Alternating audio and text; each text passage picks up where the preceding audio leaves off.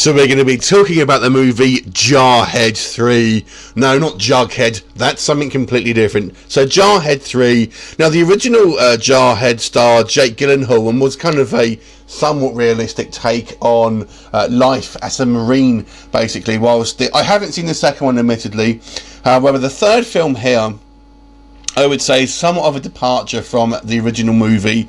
As I can't speak to the second film. This one is more of a basically just an action blockbuster. There's not any type of cerebral, basically, maybe that the first film had. And let me just go into a little bit more detail here. So the story focuses on basically a guy who is sent to this kind of embassy, and he's there to kind of like guard the ambassador and obviously the kind of like the confidential files and things like that. So the first kind of like act of the film is basically introducing to him and obviously his kind of fellow Marines, including martial arts favourite Scott Adkins, who is the gunnery sergeant.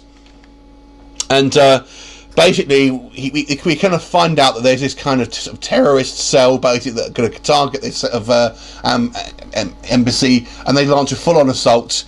And the rest of the movie is pretty much one big action sequence with lots of gunfights and explosions and stuff like that. So it's very much just really a very straight action film. Now, I have to say, it kind of has a definite kind of Michael Bay feel to it, but on obviously a kind of a smaller budget. So if you kind of like your Michael Bay action films, then this may be for you.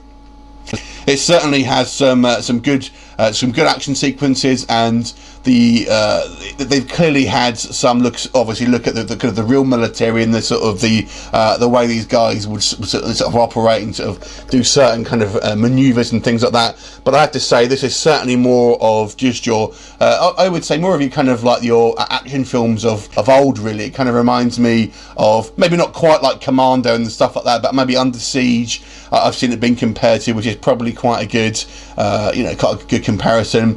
It's kind of a fun film, but don't be expecting anywhere the kind of the realism of things like Lone Survivor and stuff like that, basically, and like American Sniper. It's nowhere near that. The characters are all sort of, fairly kind of one-dimensional. It does actually try and do some have a little bit of commentary on basically the kind of the different viewpoints from the Muslims. So basically, that obviously these guys are fighting against. We have some sort of Muslim characters who are very anti what these kind of like ISIS guys are basically about and stuff like that. Which is, I kind of appreciated the attempt there of obviously trying to have different viewpoints by the kind of this squad of one particular kind of group of people, not kind of painting them all in kind of one light. But it is very much just a kind of a very like a pro-America kind of thing. But it's a decent enough action film, I would say, if you like it kind of more of just a good old shoot 'em up with lots of explosions and stuff like that. Oh, excuse me, I'm losing my voice here. I've got a little bit of a cold at the moment.